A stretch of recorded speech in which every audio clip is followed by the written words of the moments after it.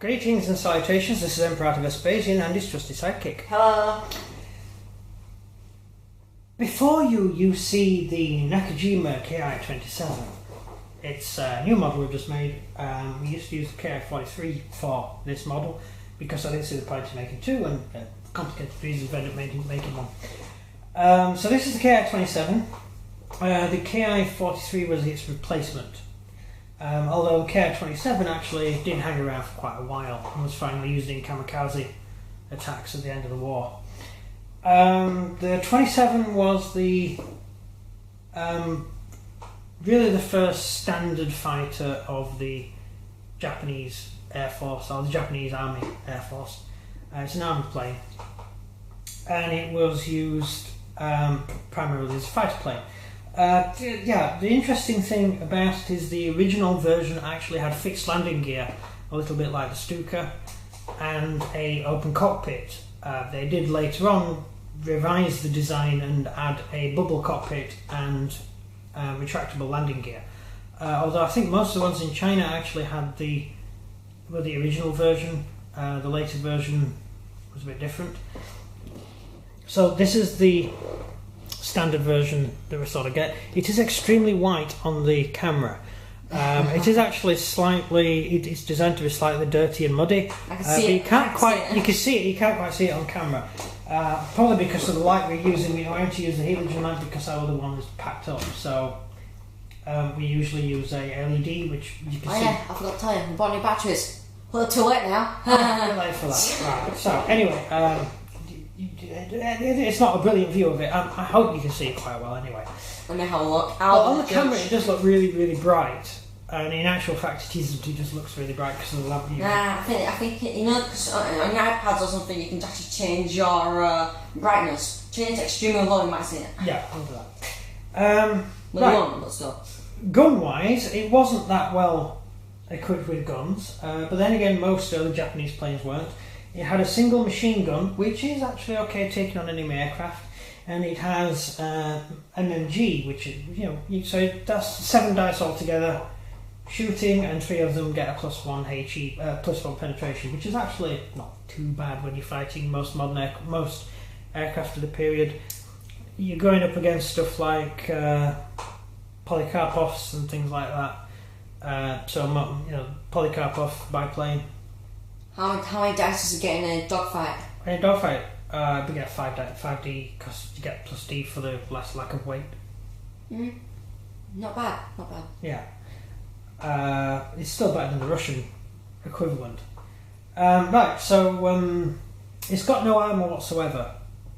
Yeah, all Japanese planes had no Japanese planes had armour. Although later in the war they were given armour, they tended to just take it back off and leave it at the airport. Here's a tip. It's like, here's some armour. Thanks. Engineer, get that armour out now. I want speed. And right to the end of the war, the Japanese are positive that speed was how they would win, even though the Americans are building aircraft that were faster than the Japanese planes already. The Zero was still faster than every other plane. Yeah. That's right. The lane was Zero. All these planes we're doing now, people have probably not even heard of. The Japanese, Zero. Oh. Yeah, when you think of Japanese planes, you go Zero. Most Japanese planes were not Zeros; they were misidentified as Zeros. The Japanese never built that many Zeros, and most Zeros didn't operate with the army anyway. They operated with the Air Force, so most Zeros wouldn't be. I think only 3 Sentai actually use Zeros in China. All the rest operated these guys, the Ki-23, Ki-27, and the 43, so the Nakajima Ki-43. So they weren't Zeros. Its standard bomb load, if it wants to carry bombs instead of fuel tanks, was 132 pound bombs, which is actually the same as a European 110 pound bomb. So they're light fragmentation bombs, not brilliant at armour penetration, +2, HED3, D2 pins. They're not the best. They're like really big hand grenades compared to, it's like medium howitzer, so not brilliant. Was that a light howitzer? Would it be a light howitzer? Not sure. Anyway, they're basically used as interceptors. I wouldn't really bother using them as ground attack tactically, would you? No. No. I'll leave them as cap. Like the one I said. Yeah. If you buy one, use it as an interceptor rather than a ground attack aircraft because it just doesn't have the kit to carry out ground attack. An MMG and a HMG, it's not going to do that much damage. So use it as an interceptor, and it's got a radio, so you get a reroll. So you get to reroll your failed morale if you trying to intercept. That's a good thing. Yes. No, I don't think any round has that, does it? Yeah, Japan was one of the first. Japan and Germany were the only two armies to actually fit radios in their aircraft beginning of the war. Oh yeah, he told us all on the other video. Yeah. Checked it out that they used to the radio signal. Yeah. Even when they were going the wrong direction, still said they're going the right way to get home. The radio is inside the plane. The radio antenna is inside the plane. So when the plane is flying towards the radio station, it says it's on target, and when it's flying away from the radio station, it still says it's flying on target. Yes, it's on both sides, so it should only be in the front, really. It's badly designed, bad design. But that didn't really matter in China, because generally in China you can just look down and if you can see a huge river, you know which side you're on. Not really a massive problem for this particular aircraft. The Japanese didn't use air-to-ground communication anyway, so there was no physical way of communicating. No, to listen to music. Well, there was that, but typically the Japanese wouldn't. There was no actual air coordination at all in the Japanese Air Force, so any more than most of the armies didn't really have any. Frankly, bolt action defies that. Otherwise, we'd all be screwed. Yeah, bolt action completely denies that and says you've got air cover. In reality, what bolt action is doing is saying, basically, is assuming that there are airplanes in the sky, and your forward observer is firing a smoke shell at a target, and that marks that target to for the aircraft to attack. That's theoretically what is happening in a game of bolt action. What happens if it fails and it ends up just popping out a little bit and it goes on, it lands like skew? Oh, they did. Quite often. I mean, not landing next to you, but quite often the enemy would use coloured smoke as well for their own ordnance, and your own aircraft would think that coloured smoke was theirs, and so they would bomb their own troops. They'd bomb their own positions, thinking that the enemy's smoke was your smoke that you'd fired. That happened a lot, especially in the desert. When the Americans turned up, the British worked out what colours the Germans used, and the Germans used what colour the British used, so they nicely used different colours, so you could tell. The Americans turned up with both colours, and they just started firing. They didn't know what they were doing, they were just firing smoke off, and the German bombers were bombing American positions. The American bombers were bombing the American positions instead of bombing the German positions, and you even had the opposite happen as well, so it was a complete mess. So Americans bombing the Americans, Germans bombing the Germans. Yeah, the Germans bombed German positions a couple of times because the Americans were firing the wrong smoke, which the Germans identified as their own targeting smoke. It was never rectified during the war. They never rectified the problem because they had no real way of communicating to the aircraft. It's not like Vietnam where they start dropping the bombs and you say, cancel the bombing run, and because you're hitting our troops. No, it's not like that. There's no way of doing that. The screw. Yeah. That's nice. Well, the Americans would do is just machine gun their own planes. That was the best way. And from the colour of the tracer, the aircraft pilots would go, I'm being shot at by an American, I'll pull up. The Americans used, I think, red tracer, the British used green tracer, and the Germans used, was it yellow or blue? I can't remember. No, they do. Different. And they use all colours in one. That's how I'm going to do it. Yeah, but it was the tracer colour that allowed the aircraft to go, hang on, I'm hitting our own troops here. So what I'd do, I'd steal an enemy anti-aircraft gun and just keep firing it in the air. And then my own aircraft would bomb me. So actually, no, that's a stupid plan. It is. Your allies will bomb you. These guys were pretty decent aircraft. They weren't the fastest aircraft in the world. Actually, they were one of the fastest aircraft in the world, but they weren't one of the best aircraft in the world. But given they were mainly for fighting in China, it didn't really matter because they were coming up against Gloucesters, Gladiators, American pea shooters, and... when people say World War II, they think, oh, you mean Japan and America. Japan were more concentrated in China than anything else. And 90% of all Japanese troops fought in China.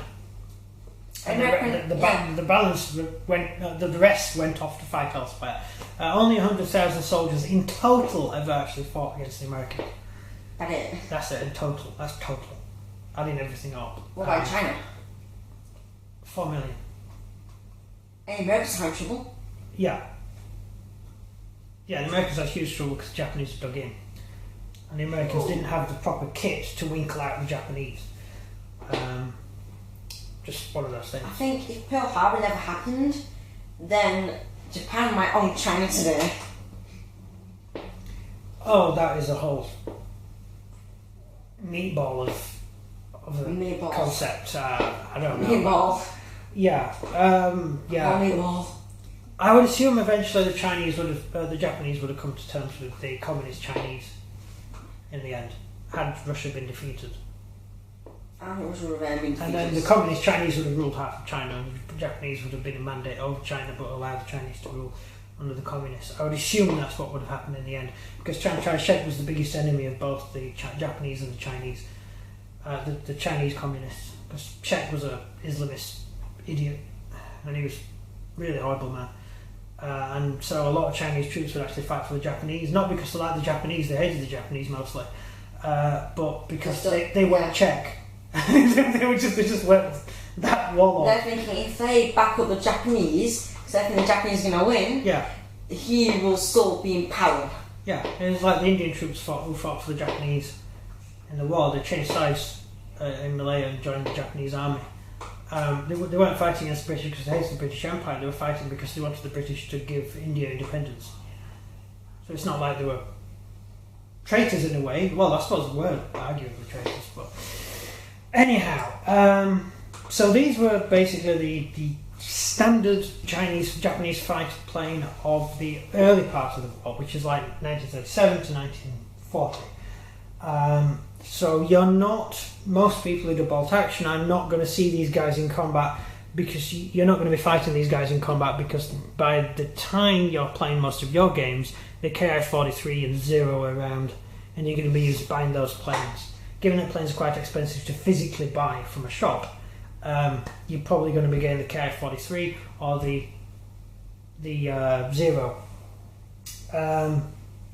But hey, we're perfectionists. We like to have the right stuff at the right time, and we do early war, which is 1937 to, well, that's actually before the war, 1937 to 1940 in China. So that's why we have this particular type of aircraft. And I actually really like the Ki-27. I think it's a nice little plane. And because other shops don't sell these certain planes, he makes them himself. Yeah, you could. Very few places sell 28mm scale planes.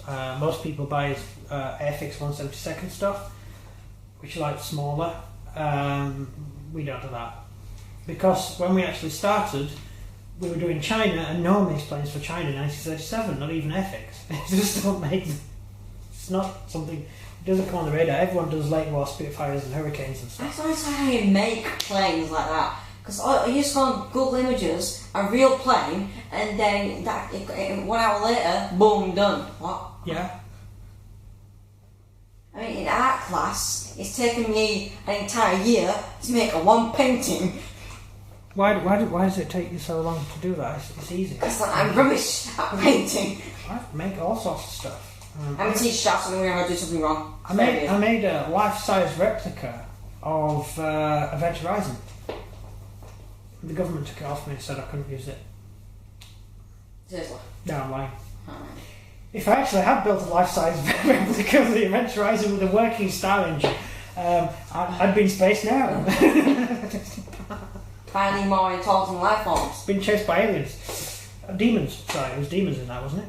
I don't know, I watched it. I didn't allow you to watch it, yeah. It's one of those films you're banned from watching. There's actually a reason for mentioning that. You're going to see something based on that with Antares soon, so... Okay. Oh, yeah. Cool. Yeah, I didn't meant to tell you about that. Yeah, I'll tell you. It's the first time. Yeah, we're not telling me about Antares News, guys. So Antares News, we'll have to do some videos on Antares next week. Oh yeah, next I think we're gonna. You're not doing all the single videos. Yeah, we're gonna do. Yeah, go on. I think we're gonna do Antares, then Hail Caesar. Yeah. Because Antares is closest to this. Yeah. So we're going to do a series on Antares after we've done this bolt action stuff. Yeah. And it's not going to take as long. No, because there's as many Antares units. But anyway, this is the aeroplane, and this is awesome. I love it. And if you look underneath, it's got card. Because I haven't painted the underneath because I'm going to put magnets on it so I can have this as both different versions. But for a millionth time. Is that? Didn't I explain this for this plane? You've explained it. Oh right. Oh sorry, I repeated myself. Sorry. Anyway, that's it. Game over. Game over. Yeah, game over. I hope you like the airplane. We've already mentioned tactics-wise, just use it as cap. It's not really good enough for ground attack. Cap. Yeah, it's not good enough for ground attack. So use it as a cap fighter. That's it. Over to you for the goodbye thing. So if you enjoyed this video, please leave a like and subscribe. Comment down below if you would keep some cap, and if not, tell us why. Yeah. That's everything from me. And everything from him. Goodbye. See ya.